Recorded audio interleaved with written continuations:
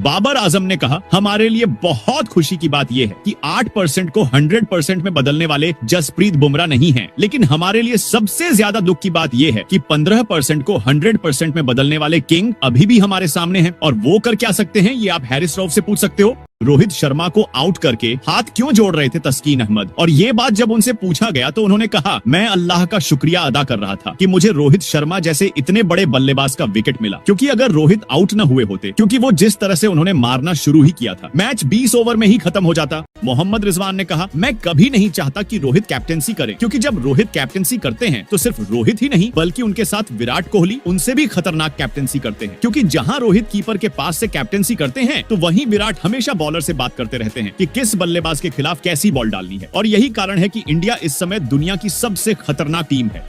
गिल ने अपनी बैटिंग से तो दिल जीता ही, साथ ही अपना player of the match award Shami को देकर जो बोला उसे हर क्रिकेट प्रेमी को जरूर सुनना चाहिए। दरअसल गिल ने कहा कि मुझे लगता है कि ये अवार्ड मेरे से ज्यादा शमी भाई डिजर्व करते हैं, क्योंकि 14 महीने क्रिकेट से दूर रहने के बावजूद भी जिस तरह से उन्होंने नई और पुरानी दोनों बॉल से विकेट लेकर पंजा लिया वो काफी शानदार था, और इसलिए पाकिस्तान के खिलाफ मैच से पहले ये अवार्ड शमी भाई के कॉन्फिडेंस के लिए बहुत जरूरी है।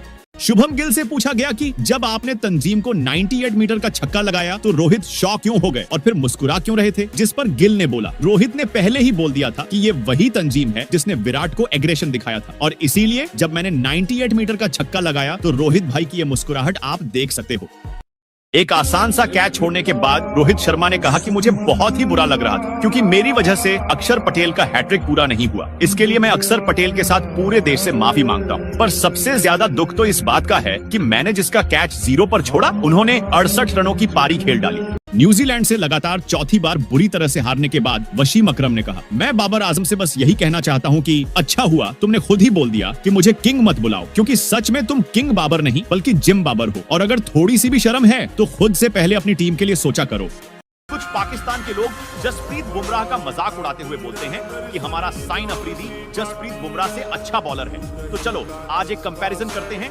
शाहीन अफरीदी के फैन वीडियो पर कमेंट करें और जसप्रीत बुमराह के फैन वीडियो को लाइक और चैनल को सब्सक्राइब करें। आखिरकार पाकिस्तान वालों ने अपनी औकात दिखा ही दी। दरअसल जब रचिन रविंद्र इंजर्ड हुए थे तब वो पाकिस्तान के एक हॉस्पिटल में एडमिट थे, तभी किसी ने हॉस्पिटल से रचिन रविंद्र का आईफोन चोरी कर लिया। मुझे तो लगता है यह काम सिर्फ बाबर आजम ही कर सकता है। दोस्तों आपको क्या लगता है यह काम किसने किया होगा? न्यूजीलैंड से हारने के बाद शोएब अख्तर ने कहा, पाकिस्तान की टीम मैच जीतना नहीं जानती बल्कि वो सिर्फ उल्टा सीधा काम करना जानती है, और ये जानते हुए कि इंडिया का तिरंगा लहराने से कोई नहीं रोक सकता। और रही बात इंडिया से मैच जीतने की, तो मुझे लग रहा कहीं 23 तारीख को पाकिस्तान इंडिया से हारकर बाहर होने वाली पहली टीम न बन जाए। ऐसे कहते हैं पाकिस्तान में भी हिंदुस्तान का जलवा। दरअसल चैंपियंस ट्रॉफी से 2 दिन पहले पाकिस्तान वालों ने अपने मैदान पर भारत का तिरंगा नहीं लगाया था, लेकिन आज जब चैंपियंस ट्रॉफी शुरू हुआ तब उनके मैदान पर भारत का तिरंगा लहरा रहा है। इसे कहते हैं हमारे मोटा भाई की पवार। आरसीबी का कप्तान बनने के बाद रजत पाटीदार से पूछा गया कि इतनी बड़ी टीम का कप्तान बनकर आपको कैसा लग रहा है। तभी रजत पाटीदार ने कहा कि मैं आरसीबी का कप्तान बनकर बहुत खुश हूँ और इस बार की आईपीएल ट्रॉफी जीतकर फैंस को भी खुश करना चाहता हूँ। 5 बॉल पर 5 छक्के खाने वाले बांग्लादेश के रिशाद हुसैन ने कहा, हमने सोचा था कि रोहित विराट को आउट करके हम मार खाने से बच जाएंगे, लेकिन हम उस खिलाड़ी को भूल गए जो छक्का मारकर देखता भी नहीं है, और वही हार्दिक पांड्या एक बार फिर से उससे भी खतरनाक नो लुक शॉट की प्रैक्टिस कर रहा है। इसीलिए रोको के अलावा इस बेरहम खतरनाक खिलाड़ी को याद रखना बहुत। जसप्रीत बुमराह ने पहली बार सिराज को लेकर बोला कि बीसीसीआई ने मेरे साथ बहुत बड़ा धोखा किया है, क्योंकि जितना खुश मैं अपने देश को वर्ल्ड कप जिताकर था उतना ही दुखी मैं मोहम्मद सिराज के चैंपियन ट्रॉफी में ना सेलेक्ट होने पर हूं, क्योंकि जिस बॉलर ने अकेले ही इंडिया को एशिया का चैंपियन बना दिया उस खिलाड़ी को चैंपियन ट्रॉफी से बाहर करके सिलेक्टर बहुत बड़ी गलती कर रहे हैं। इसीलिए अभी भी टाइम है, सिराज को बांग्लादेश मैच से पहले टीम में शामिल कर लेना चाहिए।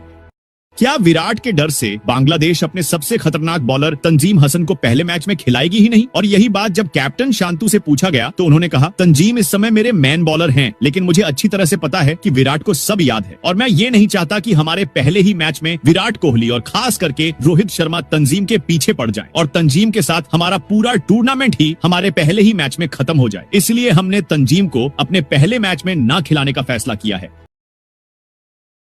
पाकिस्तानियों की इस तरह की बदतमीजी के बाद हेनरिक क्लासन ने विराट कोहली को लेकर सभी पाकिस्तानियों को ये कैसी धमकी दे दी। दरअसल हेनरिक क्लासन ने हंसते हुए कहा, अगर किसी के अंदर थोड़ी सी भी हिम्मत हो तो विराट के सामने ऐसी हरकत करके दिखाना, और अगर किसी सिंगल खिलाड़ी ने भी विराट के सामने एग्रेशन दिखाया तो उसकी कैरियर खत्म होने की गारंटी मैं लेता हूँ।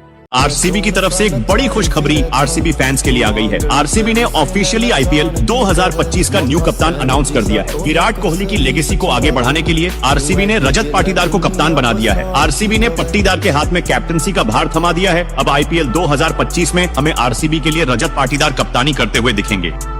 क्या आपको पता है कि सभी खिलाड़ियों ने अपने हाथों पर लाइट ग्रीन पट्टी क्यों बांध रखी थी? दरअसल आईसीसी चेयरमैन जय शाह ने ऑर्गन डोनेट करने का इनिशिएटिव शुरू किया है, जिससे लोग अपने बॉडी पार्ट को डोनेट करके हजारों लाखों करोड़ों लोगों की जिंदगी बचा सके।